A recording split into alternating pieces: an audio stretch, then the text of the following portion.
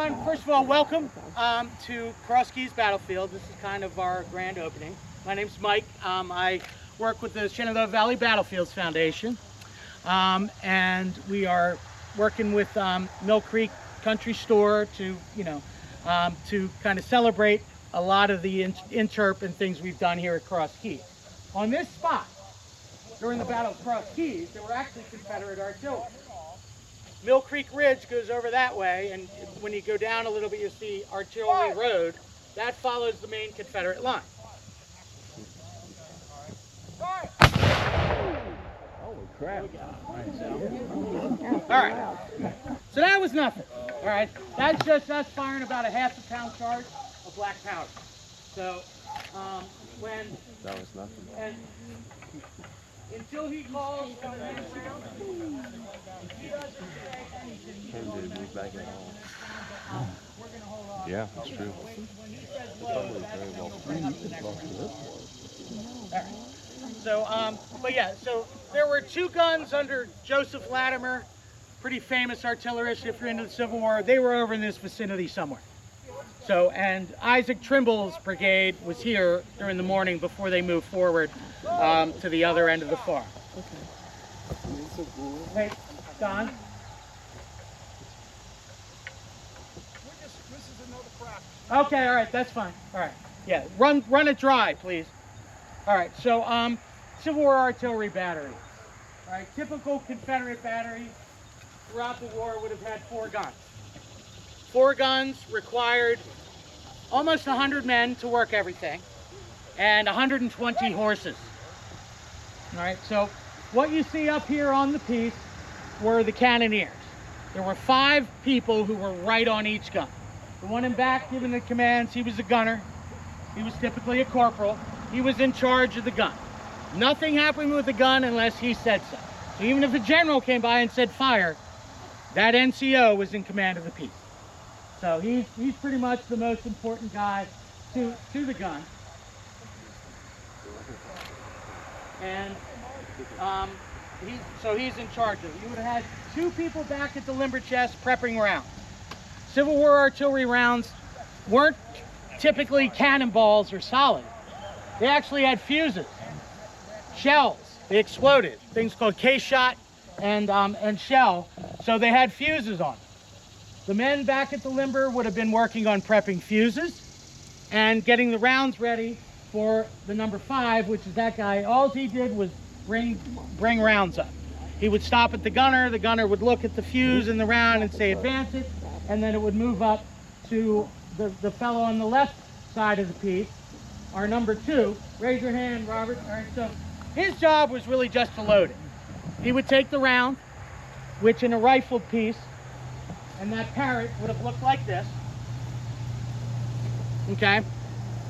This would have come up in that pouch along with a 1 pound, typically silk or cotton flannel bag filled with 1 pound of black powder. So all these guns took a 1 pound charge to fire their projectile.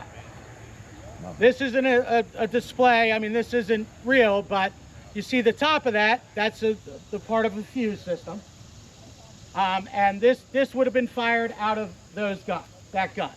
The gun behind you over there is a reproduction of a 6 pound smooth bore bronze gun. Okay, the barrel was smooth. This is a 3-inch ordnance rifle, this one right here close to me. And the gun back there, the parrot, were rifle tubes. So they had grooves in the barrels that enabled that to spin out. This is what a round or a smooth bore round would have looked like. But although this looks like a cannonball, this too is a shell. That on top is a fuse system. This was called a Borman fuse. It was a federal system that you actually turn this, and it was kind of like a stopwatch where it would go down, and then after there's numbers on here, and you guys can come over and check these out after we're done shooting, you'll see the numbers. So if I wanted this to explode after 3 seconds, I would turn the dial to 3, and after 3 seconds in the air, the fuse would give way and the shell would explode. So the smoothbore guns, had range of 1,000, 1,500 yards, about maximum. is about the farthest you would hit something. Well, the rifled pieces had range of over a mile to a mile and a quarter. So, and during the battle across Keys, there was Confederate artillery. There were 2 guns over here, once again under Joseph Latimer. Well, these trees weren't here. There was a woodlot over on the other side that took it down, but the guns over here were firing all the way over to the other side of Port Republic Road towards where the Ruritan Church is, you know, Union Church over there. So the guns on this side of Port Road were really wreaking havoc on the Federals moving that way. And that's over 3/4 of a mile away, which is prime range for rifled field pieces. All right, back to the job of the men on the gun. So the number 2 guy who raised his hand, our corporal there, he loads the piece. He wouldn't have been a corporal. We just dragged some infantry in since we didn't have enough cannoneers. So everyone on the piece would have been an enlisted man and a private, except for the gun. The man on the right side of the piece, holding up the big Q-tip looking thing, the sponge, he's the number 1.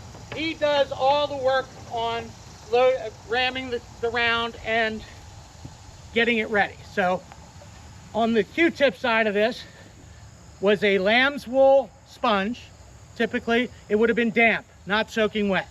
So what that does, before and after each round, that goes down the barrel, and the dampness would help put out any sparks, but it also gets in with the black powder, which sticks to everything. So it will create a slime or a sludge, which actually lubricated the barrel, which would make it a lot easier to push one of these rounds down.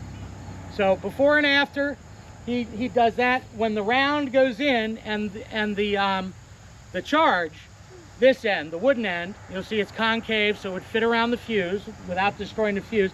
This is what you use to push the round all the way back to the breech of the barrel. So the number 1 guy. So that's his job on the front, sponging and ramming. On the back right behind him is the number 3. He's the most key guy to work in the artillery piece. He's basically the safety guy. What he does on his left thumb, he has a leather cover, and here we are. Looks like this, okay? It had a reinforced leather thing with lamb's wool in it too. That was to keep his thumb from burning, because when these guns fired many times, it got very hot. And in the back of the tube, there's a vent here. And if you're familiar with artillery at all, and if you've watched the Patriot or anything, this is where they put fuses on guns that where they were actually match lit. So, but that vent back there is the key to firing the piece. When he covers that, it creates a vacuum in the tube. Okay, so when the guy goes up to sponge it, the dampness and him closing off the oxygen coming through creates a vacuum. What can't live in a vacuum? Fire. So that totally makes it easier and makes it a lot more safe for when that fella comes and brings that next pound of black powder and sticks it in there, that it's not going to go off. All right. His secondary job after that is he has on him somewhere, yep, and there it is. He's got it carried in there. He has what is called a priming wire, or a vent pick. Looks like this. Typically they were copper or bronze, and it's a wire. It's pointed on the end, and after the charge and round are put in there, he drives that down through the vent. It pokes a hole in that sack of black powder. Now we have exposed powder. Okay, so he pulls that out, and he also will run this down a couple times before and after each shot to make sure nothing's stuck in the vent. All right, so that's his main job. And then to his left on the rear of the piece is our number 4. The number 4 has the best job of it all. He's just the trigger guy. He gets to fire the piece. He has a long stringer lanyard, which has a hook on the end. And that hook goes through the eye on this. All right, so I mentioned the match light before. So prior to the Civil War and up through the late 1850s, everything was match lit. You lit everything with a fuse, kind of like the flintlock muskets. You had delays. So if this had a match in it, we would have a slow burning fuse, we would light it, and we would wait for the gun to go off. If it was raining or wet, and you know, the old sayings, keep your powder dry, that didn't work so well. Like, you know, they didn't fight many Revolutionary War battles in the rain. Civil War battles, they actually fought in the rain because they had some real advances in how, not only what they fired, but how they fired.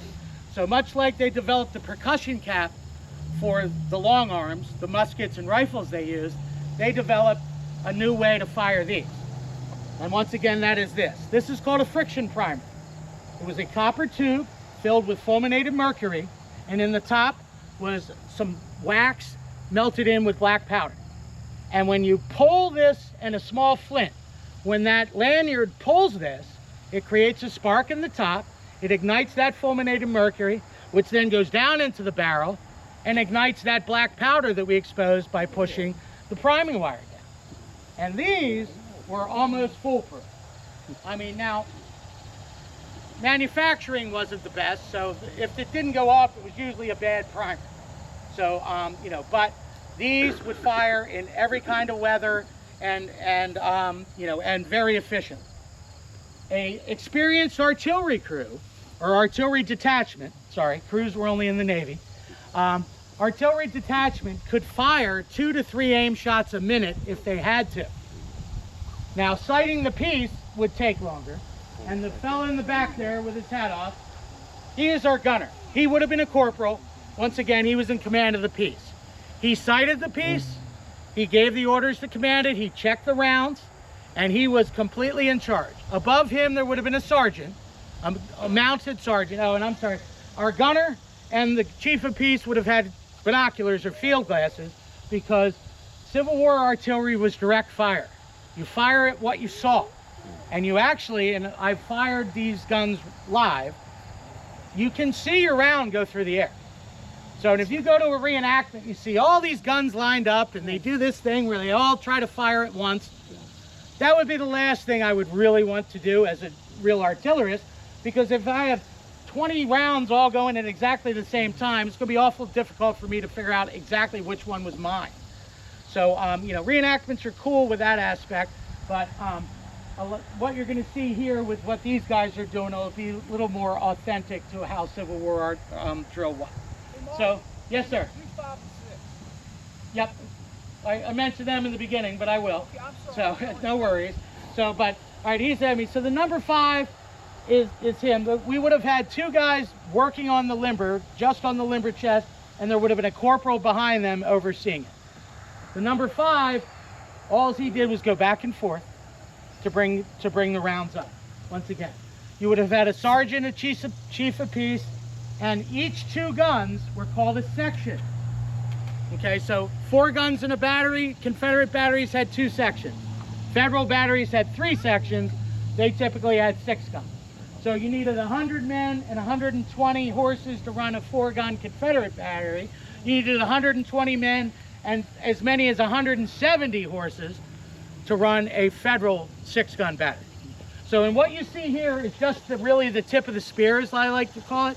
I mean, you have that there, that limber chest that he's standing behind. That would have held around anywhere from 40 to 60 rounds of ammunition, depending on what type of gun we had. Okay? On top of that, where he's opening up the box lid and stuff, it's called a limber chest. So there would have been 6 horses hooked to the front of that. That's how we move the gun. On the back of it where he's standing, there's a pintle and a hook. So if we wanted to move this gun, those horses would come up and swing around. The cannoneers would put the hook, the loop on the back of the cannon on the pintle, and then the horses would move the gun. So 6 horses here. Now, if we wanted to get ammunition to this gun, we wouldn't move. The cannon, the chief of piece would go back and say, bring up ammo, and another set of horses, 6 or 8 horses, would have come up pulling what's called a caisson. That was a 4-wheel cart, and it had anywhere from typically 3 to 4 ammunition boxes on. So, and that would be back over the hill somewhere here. We would put it back behind those trees so anybody shooting at us wouldn't hit our main ammunition. But that would swing up the caisson, it would swing around, the cannoneers would pull the pins on that box off, they would put it on the caisson, and they would pull a full chest and put it there, and then the caisson would go back to the ammunition wagon and refill. So, and this was a constant thing. So that's, once again, up here you would see maybe 20 to 30 guys. The other 90 were back there doing something. You know, hundreds of horses. There were teamsters driving the wagons. Each battery had a mobile forge, because we do pull these with horses sometimes, and we only pull them on weekends, and undoubtedly something always breaks. They had men called artificers, which were woodworkers. They had blacksmiths with the forge, so they would make all the parts they needed for these guns in the field. And you have to think, Civil War, most of the time the soldiers spent was not fighting. They fought, you know, and the average time that a soldier spent in a battle throughout the war under fire in one battle was less than 6 minutes. So, I mean, so there was months and months of boredom, and one account said interrupted by 20 minutes of sheer terror is how they described that. All right, so back to the cannoneers. All right, we're going to fire a couple times now. Okay, so at your convenience, sir. So they're going to go through, they're going to fire 3 rounds. So, you know, and listen to him. When he gives the command, you know, when he says ready, that's when to get your cameras ready, because within typically 3 or 4 seconds, they will fire after they prime the piece. And when you see him with the lanyard, that's when we'll really go. Oh, I got my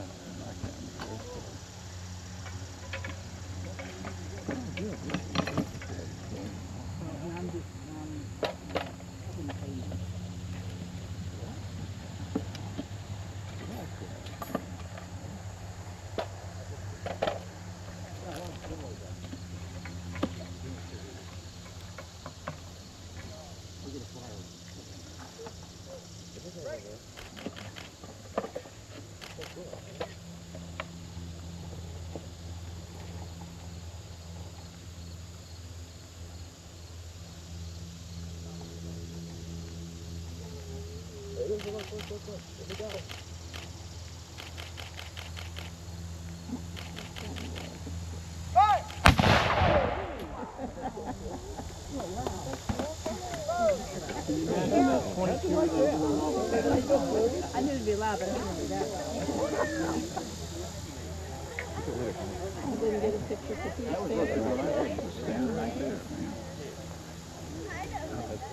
All right, so once again, these guys, you know, we're moving a little slower. Nobody's shooting at us, so we're not going to fire 2 shots a minute, but they could. And rifle pieces like that, I mean, this is an example. This is actually a real artillery shell that was not fired during this, or actually this one may have been, but if it was, it didn't detonate. There's nothing in it, but in the top is another different type of fuse plug. So the Confederates could not get that Borman fuse to work. They tried, they had troubles with manufacturing, so they went back to the a different type of fuse, which was this. It was basically kind of like a piece of cardboard or a modern drinking straw made out of paper. It was filled with black powder and wax, and it was cut to certain lengths. So this is a 5-second fuse. After 5 seconds, or that would be put in, and we'll let them fire, and I'll talk about it. But when he pulls the lanyard, the gases in and fire would actually light this on fire. So after 5 seconds in the air, this would ignite the powder inside this shell. Fire!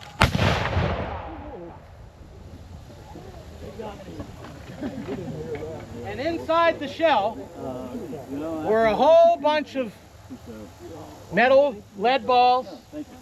Okay, so not only the outsides of the shell would they come out and the shrapnel, but there were other projectiles in here. So cannons in Civil War, most Civil War artillery, you know, I heard McDonald over there give the command solid shot. They didn't really fire solid shot very much unless, if you were in a building, and especially a brick building or a town, I would fire solid shot in there, because if you're in a building and it's getting knocked down with solid shot around you, you're going to want to get out. So, but most of the time when they fired counter battery or anti-infantry, they used shell. Now, that was up to a certain distance. When infantry got close, and if anybody's ever gone and read about Cushing and things at Gettysburg, or when cannoneers were getting overrun, well, they used something different then. There was a round or a charge called canister. Actually, that's what this box is representing. So canister was basically a kind of like a coffee can or a tin can, and it was just filled with all sorts of stuff, nails, iron balls, and what that did, especially on smoothbore pieces, it turned that into a giant shotgun. So when infantry got close, anything under five, I would just fire canister at them. So, because that's just going to spread out and hit infantry, and if I put in 2 or 3 rounds of canister, I could be firing 300 rounds of anti-personnel projectiles every single time it pulled around. So, one more? All right. Walk down the beam. Get a different angle. Whoa! Case shot! 1200 yards!